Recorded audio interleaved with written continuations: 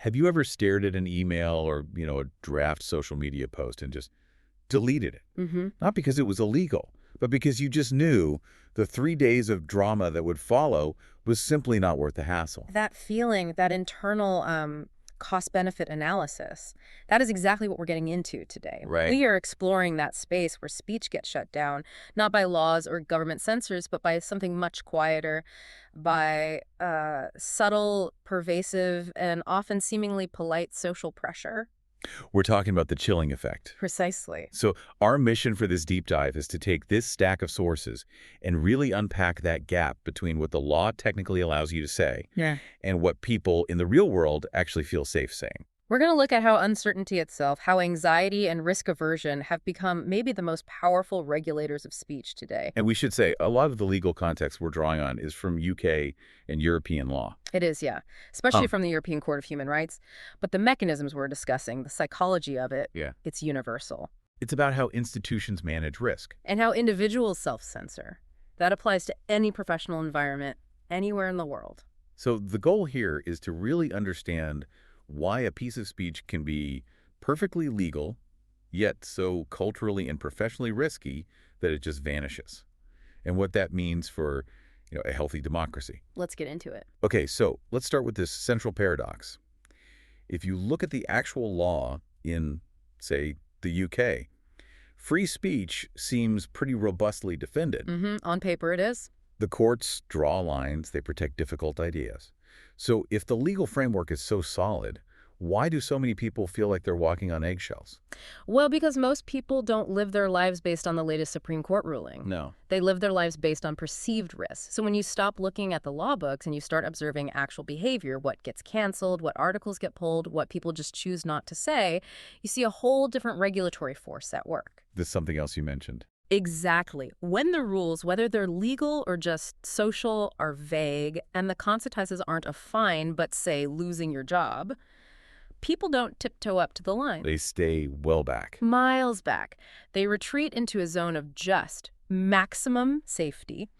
And that self-imposed distance from the actual legal boundary, that's where the real regulation of speech happens now.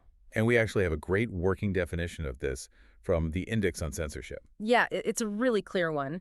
The chilling effect, as they define it, describes the process by which people avoid lawful speech because they fear legal, professional, or social consequences. The key word there is lawful. It's everything. You're not fearing punishment for a crime. You're fearing the fallout from doing something you are legally entitled to do.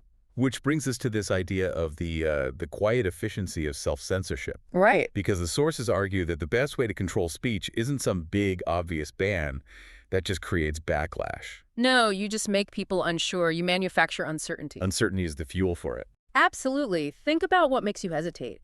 You don't know exactly where the legal line is. You definitely don't know how your colleagues or your social circle might react. And you have no idea if your intent will be read generously or, in the worst possible faith. And now there's this extra layer, what I'd call future-proofing. You have to wonder if something you say today will be ripped out of context and rejudged 5 years from now in a totally different cultural moment. You're editing for a future you can't even predict. Yes. So the whole internal monologue just shifts. People stop asking that classic free speech question. Is this legal? Do I have a right to say this? And they start asking the much more sort of corporate question. Is this worth the hassle? And the hassle is the real punishment, isn't it? It's the week of anxiety, the social media storm, the professional opportunities that just quietly disappear. And you can never prove why. That's why self-censorship is so effective. It doesn't feel like oppression. No, it feels smart. As one source says, it feels sensible, responsible, adult. You're just managing risk. You're being a team player. But that sensible feeling is the very mechanism that quietly erodes difficult but necessary public debate. To really get what's being lost here, we have to look at the legal bedrock that's supposed to prevent this. Yeah. Because the law itself actually demands a level of discomfort that our culture seems less and less willing to put up with. Yes, let's ground this in the law because this is where the sources get really powerful. We have to talk about the single most cited sentence in all of European free speech law. It's from a case called Handyside v. UK. From 1976, so this is not a new idea. Not at all. And Handyside basically established that free expression has to be interpreted broadly. It's not there to protect easy, agreeable speech. The court said that this freedom, it is applicable not only to information or ideas that are favorably received. But also to those that offend, shock, or disturb. That's the phrase. That's the whole ballgame. Offend, shock, or disturb. It means the true test of a free society isn't how it treats popular speech, but how it treats the speech that makes people uncomfortable. Exactly. And the court connects this directly to the health of a society. It says that protecting this difficult speech, well, such are the demands of that pluralism, tolerance, and broad-mindedness without which there is no democratic society. So if you link that straight back to the chilling effect, the logic is inescapable. The law says the system must tolerate discomfort. But if our social tolerance for that discomfort drops to near zero, If everyone is just looking for a reason to be offended, then the pressure to self-censor skyrockets no matter what the law says. The fear of being the person who offends, shocks, or disturbs takes over. and this isn't just a theory. The courts in the UK have actually acknowledged this chilling effect directly. They have. There's a 1993 case, Derbyshire County Council v. Times newspapers, and the judgment is incredibly blunt. It says, the threat of civil actions for defamation must inevitably have an inhibiting effect on freedom of speech. So even if you know you'll win the court case, The sheer cost, the stress, the threat of the fight is enough to make a journalist or a small publisher back down from a perfectly legal story. That's the chilling effect right there in a court ruling. okay, let's pivot from the individual to the institution, the employer, the university, the publisher, because their calculus is completely different. Totally different. They are not concerned with upholding the principles of handicide. No, they're concerned about their brand, their bottom line. That's it. Institutional risk aversion is the boardroom regulator. They don't need proof that speech is illegal. They just need a reason to believe it's risky. And what are they trying to avoid, specifically? The whole cascade. It starts with angry tweets, then bad headlines, then an internal investigation, then sponsors start calling. And then the dreaded, why did you allow this? Yeah. Emails from major stakeholders. So the entire question inside the organization just flips. The HR or comms team, they stop asking the legal question, which is this speech lawful? And they immediately jump to the PR question. Which is, could this become a problem that costs us time, money, or reputation? And that just lowers the bar from illegal to might make someone anxious. I have to push back a little here, though. Surely organizations have a responsibility to maintain a safe workplace, to protect their brand from genuinely toxic stuff. Where's the line between responsible caution and just fearful censorship? That's the absolute friction point. And the difference, I think, is the standard of evidence. Mhm. Responsible caution looks at clear legal lines, defined ethical standards. This kind of risk aversion there, it often operates on pure speculation. It assumes the worst faith reading, the worst possible outcome, and it defaults to the loudest complaint. When your PR team becomes the primary judge of acceptable speech, they will always, always lean towards silence, because silence carries the least amount of immediate risk. So what does that look like in practice? What are the actions they take? They're all actions that are technically voluntary, but they function as censorship. They'll cancel an event or take down a post. They'll quietly disinvite a speaker. Or ask for one of those vague apologies for any offense caused. Yes. Or, and this is the most common, they just quietly don't renew someone's contract. They say they're going in a different direction. So the key takeaway is that the job of enforcing social norms has drifted away from the courts, which are actually set up to protect speech, And it's landed in the laps of boardrooms, PR firms, and HR departments. whose entire job is to minimize anxiety. Which brings us to this really serious problem of informal punishment and the complete lack of due process. Let's be clear about what we mean by due process. When the state punishes you for speech, let's say for incitement, there's a whole system, There are clear laws, thresholds of proof, you have defenses, there are courts, appeals. a whole structure designed to protect speech. But when society or an institution punishes you through this chilling effect, none of that exists. The consequences just arrive sideways, instantly. There's no trial. There's no cross-examination. Yeah. No neutral party deciding if your speech was actually protected. The standard of proof is just a wave of complaints. And the outcomes can be just as devastating as a legal judgment, even if the law was 100% on your side.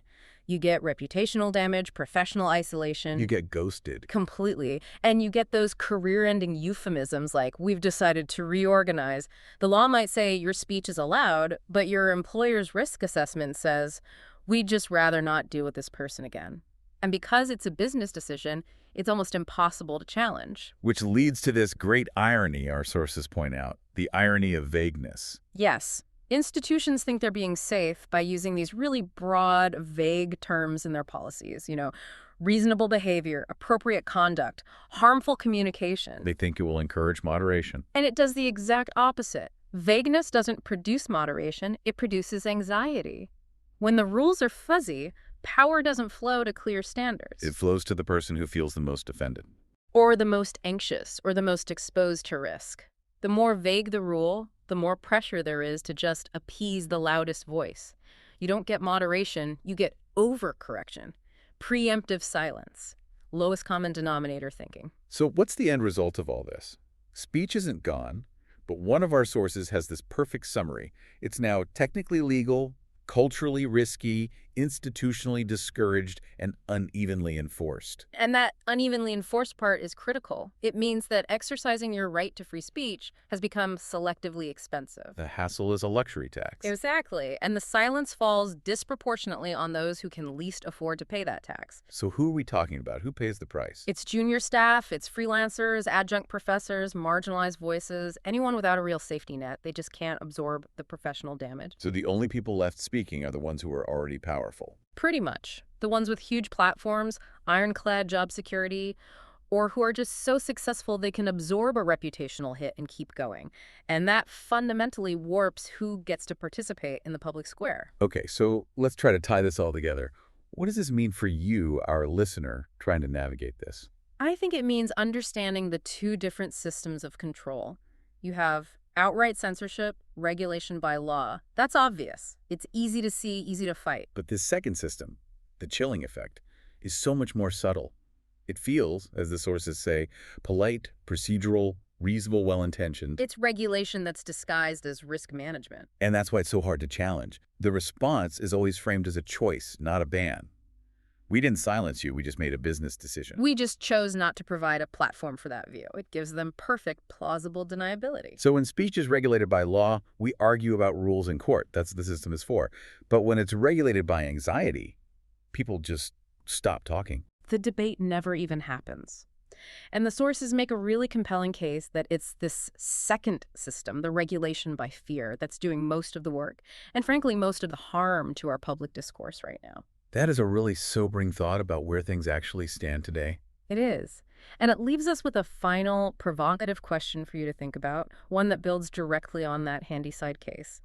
If the law explicitly says we must protect speech that offends, shocks, or disturbs, and if a healthy democracy requires pluralism, tolerance, and broad-mindedness, what active steps can we as individuals and communities actually take to restore that tolerance and stop institutional risk aversion from quietly controlling the entire conversation? It's a societal problem, not just a legal one. That's the challenge.